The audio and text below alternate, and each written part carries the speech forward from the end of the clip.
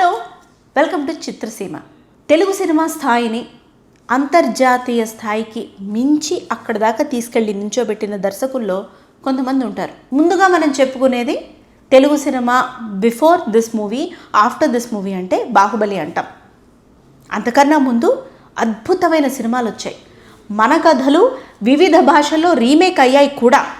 But then ఒక సినిమాని అందరూ ఎప్పుడెప్పుడా రిలీజ్, ఎప్పుడెప్పుడా పార్ట్ 2 రిలీజ్, కట్టప్ప బాహుబలిని ఎందుకు చంపాడు అన్న కాన్సెప్ట్ మీద ఎంతమంది ఎన్ని డిస్కషన్స్ చేశారు.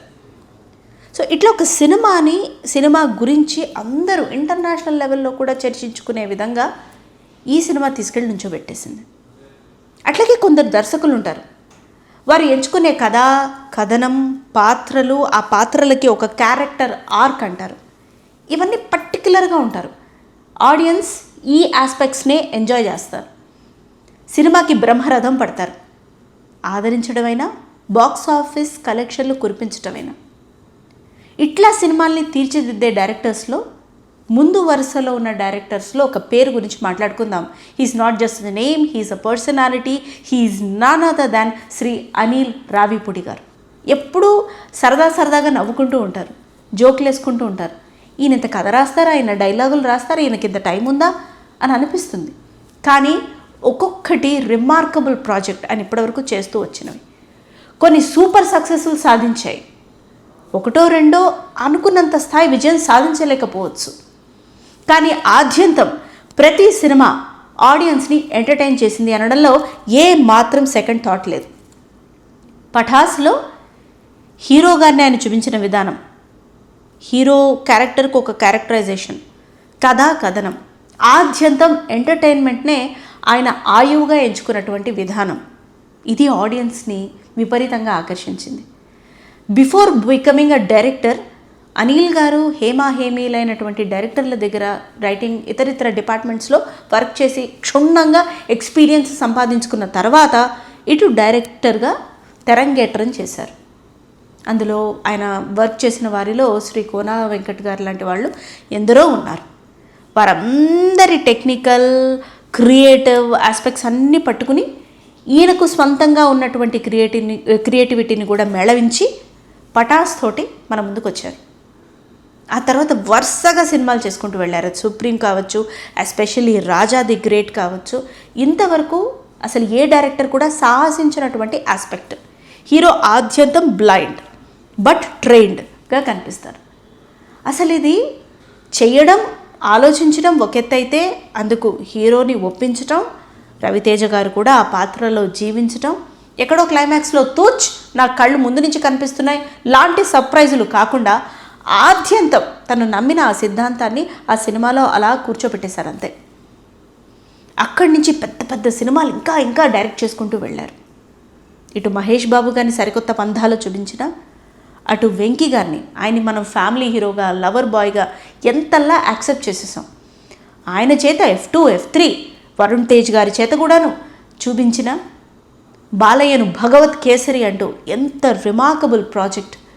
అది ఒక విమెన్ పవర్ని, విమెన్ ఎంపవర్మెంట్ గురించి చెప్పుకోవాలంటే this could be a best example.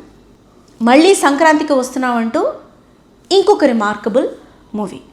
ఇలా ఆయన ఏ కథ తీసుకున్నా ఎంటర్టైన్మెంట్ ఆద్యంతం ప్రతి ఫ్రేములో, ప్రతి సజెషన్లో, ప్రతి క్లోజప్లో, ప్రతి సెకండ్ ఉండేలా చూసుకోవడం మాత్రమే కాకుండా ఇటు హీరోకి, హీరోయిన్కి, అన్ని పాత్రలకు ఒక క్యారెక్టర్ ఆర్క్ ఉండేలా ఖచ్చితంగా చూసుకుంటూ వచ్చారు. బహుశా అదే మనకి విపరీతంగా నచ్చిపోయింది. ఆ తర్వాత మెగాస్టార్ని డైరెక్ట్ చేసే ఒక బ్యూటిఫుల్ యెట్ కత్తి మీద సామంటారే, ఇటువంటి బాధ్యత. ఎందుకంటే మెగాస్టార్ కంబ్యాక్ తర్వాత ఒక proper super bumper commercial success కోసం మెగా ఫ్యాన్స్ ఎంతగా ఎదురు చూస్తున్నారో మనందరికీ తెలిసిందే. ఇట్లాంటి టైంలో ఇంతటి డిఫికల్ట్ టైం అని చెప్పుకోవాలి.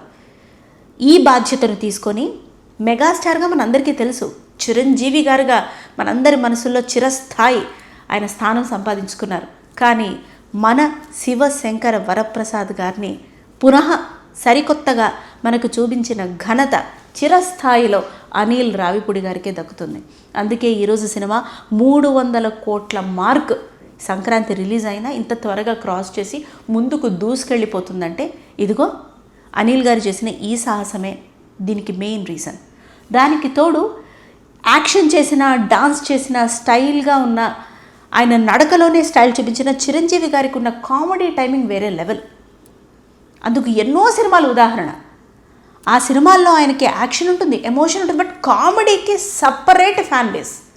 అది ఆద్యంతం నవ్వించి చివర ఏడిపించిన చంటబ్బాయి దగ్గర నుంచి ఇప్పటికీ మనం చూసి నవ్వుకునే చూడాలని ఉందిలో మూవీ సీన్స్ వరకు, మా అన్నయ్య సినిమాలో ఆయన కామెడీ టైమింగ్ వరకు ప్రతి ఒక్కటి, బావగారు బావున్నారాలో ఆద్యంతం ఆయన చేసిన ఎంటర్టైన్మెంట్, ఎవ్రీథింగ్ కామెడీ అంటే అసలు మనం చిరంజీవి గారిని ఎన్ని ఎగ్జాంపుల్స్ తీయొచ్చు.